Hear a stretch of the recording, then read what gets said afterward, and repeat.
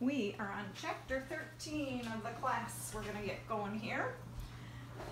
One of these days we'll finish this book, huh? Okay. Ellie, Monday, October 9th. So back to the very first character, the new girl at the school. If Ellie had stolen goods to hide, the baseball field dugouts were where she would hide them, which was why she'd spent the last few minutes of recess nosing around the home team side. She could imagine taping Hatchet underneath one of the long benches, or digging a hole in the dirt and burying the 3 little ceramic kittens. As for the picture of Mrs. Herrera's favorite teacher, well, Ellie didn't know how you'd hide that in a dugout. Maybe you'd put it right out in the open, figuring that no one came out here in the fall anyway, so why bother hiding it? It wasn't like anyone else was going to want it, even if they did find it. She figured whoever had taken the special things was pulling a prank and had hidden the booty until they could return it without being seen.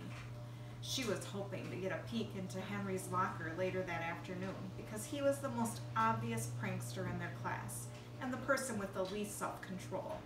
But for now, she was running her hand under the dugout bench. Her hand touched something hard and bumpy, and when she leaned down to get a look, she found a humongous wad of dried gum under the bench. How did anyone fit that much gum in their mouth? It made Ellie's jaw hurt just imagining it. She was about to cross the field to the other dugout when a voice came from behind the dugout wall. "Quit," a boy hissed. This was followed by a thump, like someone stumbling into the dugout, and the sound of shushing. Okay, so what should she do here? Run for the school building, hide in the corner, or just casually walk over to the other dugout like she hadn't heard anything? Ellie chose to walk.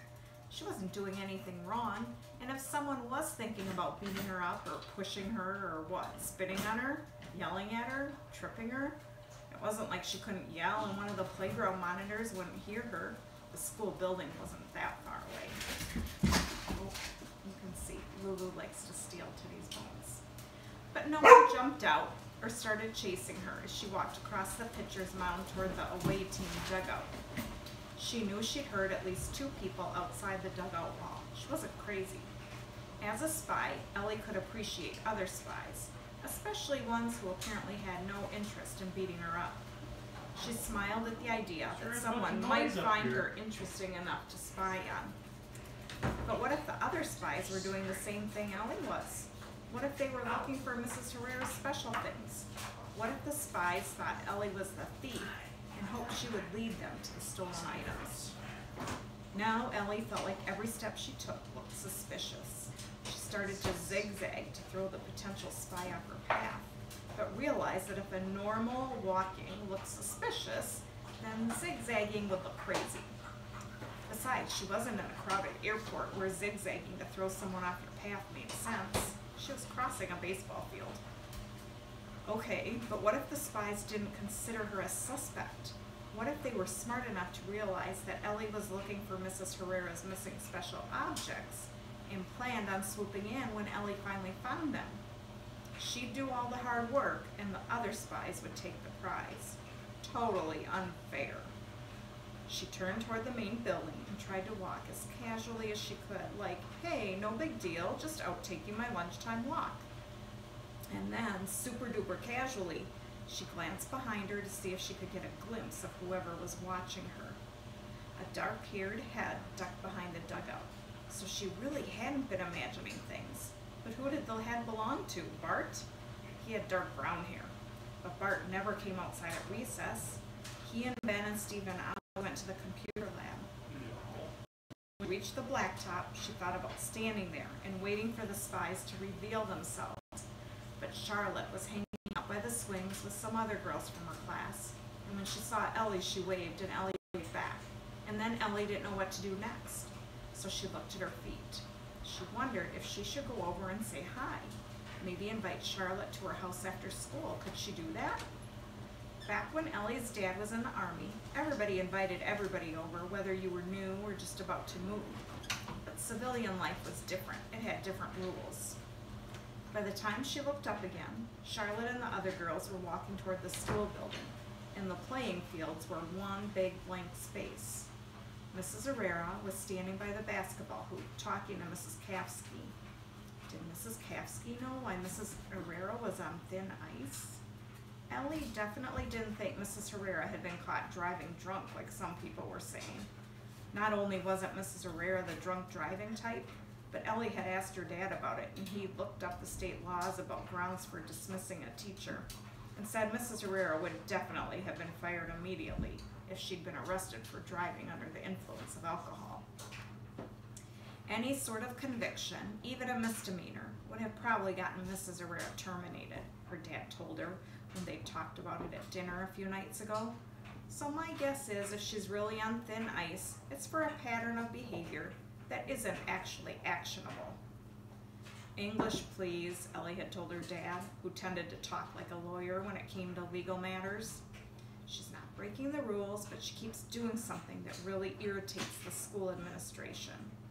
So really, there were 2 6th grade mysteries to figure out, but Ellie wasn't making a dent in either of them. She decided to focus for now on who had taken the things from Mrs. Herrera's special collection.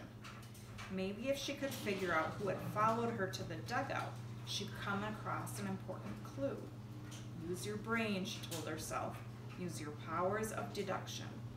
Okay. Who would think of following me to see if I was the thief?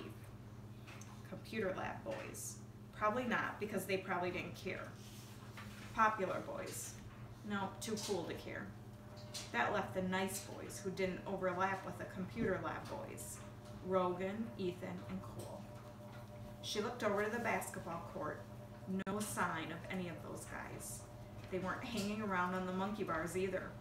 They were the ones outside the dugout, Ellie decided, and I bet they suspect I did it. But why? She needed to write in her notebook to think this through. So she ran as fast as she could to Mrs. Herrera's classroom where she dropped her backpack before lunch. But when she got there, the door was locked. What was that about? Mrs. Herrera never locked her door. But until today, no one had stolen any of her special things from her special collection, Ellie reminded herself. Until today, Mrs. Herrera trusted us. She pressed her face against the door's narrow window. Was Mrs. Herrera in there grading papers? Had she locked herself in while she locked everyone else out? Ellie didn't see her at her desk or wiping the morning's lessons off the whiteboard. And then it occurred to her that, she'd just seen her teacher on the playground talking to Mrs. Kafsky. But who was that boy sitting at the editor's round table, scribbling a notebook? Sam Hawkins? What in the heck was Sam doing in Mrs. Herrera's locked classroom? She tapped on the glass and called, "Sam, I thought you moved. Are you back?" Sam looked up, quickly closed his notebook, and pushed his chair away from the table so that he was out of view. Ellie craned her neck, but it was no use. He'd disappeared. Ellie stood another moment, wondering what she should do. Bang on the door and force Sam to let her in? Find Mrs. Herrera and ask her what Sam was doing back in their classroom? Mrs. Herrera had to know, right? Wait a minute. Maybe Sam was the thief. No, Ellie thought, shaking her head. That didn't make any sense.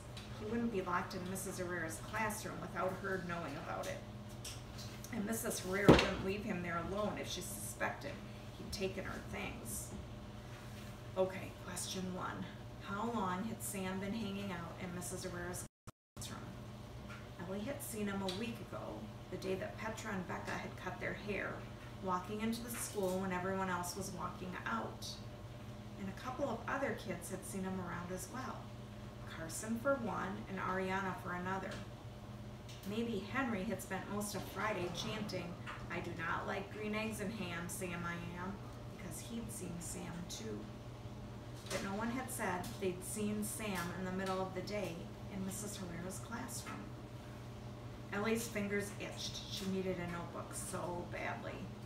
She scooched down the hall to her locker where she had several spare notebooks stored in case of emergency. Then she made her way to the library, found her favorite table by the far window, and plopped down. Where was her pen? Found it. Okay, she had several mysteries to work out in no particular order. What was Sam Hawkins doing locked in Mrs. Herrera's classroom, and why had he hidden when Ellie saw him? 2. Why would Rogan and Eve think she'd stolen Mrs. Herrera's special objects? They'd have to rule out a lot of other people, including Henry. Poor Henry, Ellie thought. He really wasn't a bad guy. He was just so hyper. The question was, if Henry had stolen Mrs. Herrera's things, could he have gone all morning without blurting out a confession? Unlikely, so it was smart to rule him out. She'd heard a lot of people whispering about Becca Hobbs, but Ellie had seen Becca's face when Mrs. Herrera had made the announcement, and she looked genuinely surprised. Pleased, but surprised. She'd bet those guys had ruled Becca out too. So if she hadn't stolen Mrs. Herrera's special things, and none of those other people had stolen Mrs. Herrera's special things, then who the heck had stolen Mrs. Herrera's special things? Ellie leaned back in her chair. Was this the hook for her novel, A Theft in the Classroom, A Hidden Boy? She'd been studying the members of Mrs. Herrera's homeroom class for 2 weeks now. She still didn't have all the information she wanted for her book. Felicity remained a mystery to her, and Adita was impossible to get to know. But she had a lot more than she used to. She knew, for instance, that Carson's mom was in remission from cancer. She'd overheard him tell Stephen that his mom still had chemo brain, even though she was done with chemotherapy. She knew that Ariana was in Girl Scouts and collected Disney figurines, and that Rogan's dad was 1/4 Japanese and his mother was a professional organizer. Cole hated coleslaw, but he loved mashed potatoes, and his favorite books were comic books. Cammie loved scary stories and fantasy novels, and as far as Ellie could tell, she loved Carson too, or at least she liked him a lot. Interestingly, Carson sort of seemed like he liked Cammie back, although they were in different categories of people. Categories, nice versus popular, that didn't usually overlap. So maybe Cammie was the thief. Maybe she was trying to impress Carson, but would Carson really care? Maybe Lila did it. Maybe Lila did it because Ellie didn't know why Lila would have stolen Mrs. Herrera's special things. But that was okay, because she'd figure it out while she was writing her story. But what about the Sam Hawkins mystery? How could she get to the bottom of that? She had no information, no leads, no theories. All she had was a series of observations, her own and a couple of other kids, that Sam was back, but back in a sneaky, mysterious sort of way.